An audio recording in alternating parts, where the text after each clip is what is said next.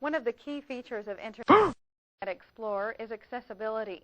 So far, we've learned how we can access web pages from the Windows Explorer or using the channel bar. With Internet Explorer, it's just as easy to use another program or open a file we have stored on our hard drive while we're inside the browser window. For example, we can create an email message and send it directly from the browser window. The ability to use other programs or open files while we're working in Internet Explorer can save us a lot of valuable time. Let's learn how to send an email message from the browser window. First, we'll open the Internet Explorer by double-clicking on its desktop icon.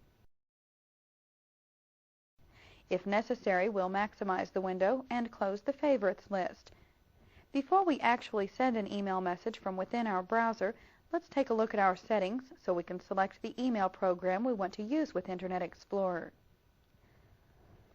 To do this, we'll open the Tools menu and select Internet Options. The dialog box opens and we'll select the Programs tab. Here we can choose the programs we want to use for HTML editor, email, newsgroups, internet calls, calendar, and contact list. Let's display the options for email by clicking the down arrow button. The choices here allow us to use Hotmail, Microsoft Outlook, Outlook Express, or other email programs that we may have installed on our computer. Keep in mind the options on your computer may differ slightly from ours. Let's select Outlook Express as the email program we'll use with Internet Explorer. Since Outlook Express is also designed as a newsreader application, we can use it for newsgroups as well. The Internet Call option allows us to choose the program we want to use for making conference calls over the Internet. Internet Explorer offers a program called Microsoft Net Meeting that can be used for Internet calls. If this option is not available, you can install Microsoft Net Meeting through the Add Remove Programs dialog box in the Control panel. We'll leave the newsgroup and Internet call fields set at their default. The remaining options are for calendar and contact list. Since we have Microsoft Outlook installed on our computer, this option is currently displayed in the calendar field. Let's keep the default settings for both of these options and then click on OK to close this box.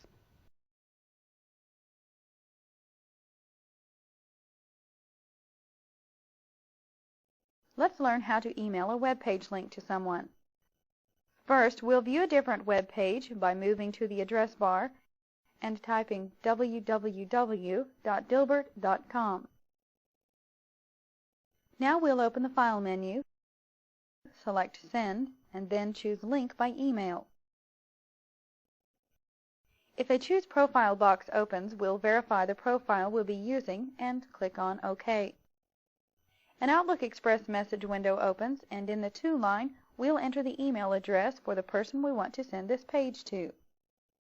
You'll want to enter an email address for someone you know. If we want to send a copy of this message to someone else, we can enter his or her name in the CC field. We'll only send this page to one person, so we'll leave this blank. Notice that the subject field and attachment line has already been filled in with the name of the web page. We'll tab past these fields to the large message area below. Now we'll type our message. Thought you might like to visit this website. Since we chose to send a link using email, we see the internet address for the Dilbert website on the message area. When the person receives this message, they should be able to click on this link and be taken directly to this page. Now we'll click the Send button, and the message is on its way to the recipient.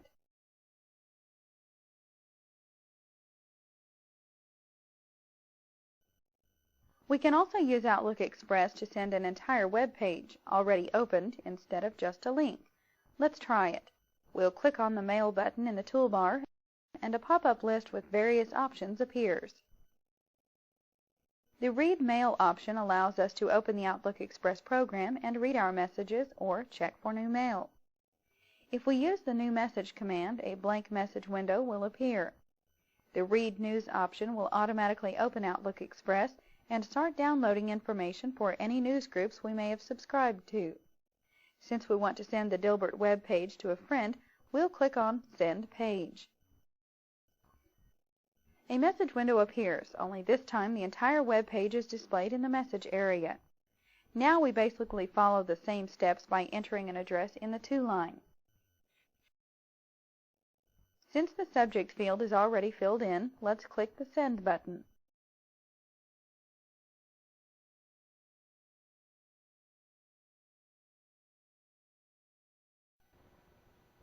As we've mentioned, we can easily access files created in other programs from within the browser window.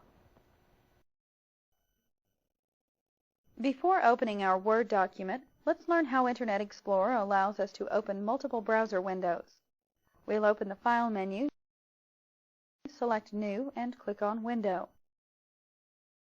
After a moment, we see a new browser window load.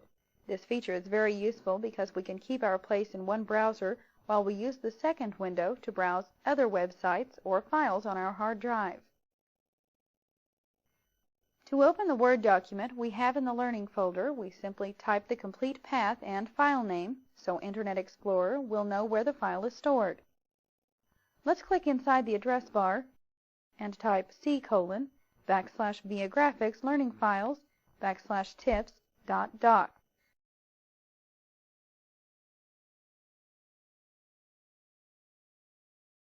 Now we click on the Go button to open the file. After a few moments, the Word document is opened in our browser window. We can make changes to the document and save it right here in our browser window.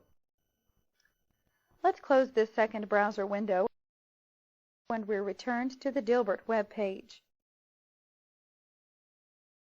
We can also access files we have stored on our hard drive from our favorites. Let's click on the Favorites button to open the Explorer bar. Now we'll locate the My Documents folder and click on it. The browser window now displays the Office files we have stored here. Now let's return to the Dilbert Zone web page by selecting the Back button.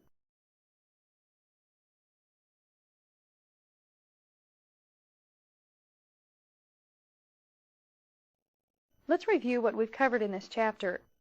First, we viewed the settings that allow us to specify the programs we want to use in Internet Explorer for mail and news. Then we learned how to email a web page link as well as an entire web page from within Internet Explorer. We used the address bar to open a Microsoft Word document and viewed it inside the browser window. We also showed how to access files contained in the My Documents folder using the Favorites list.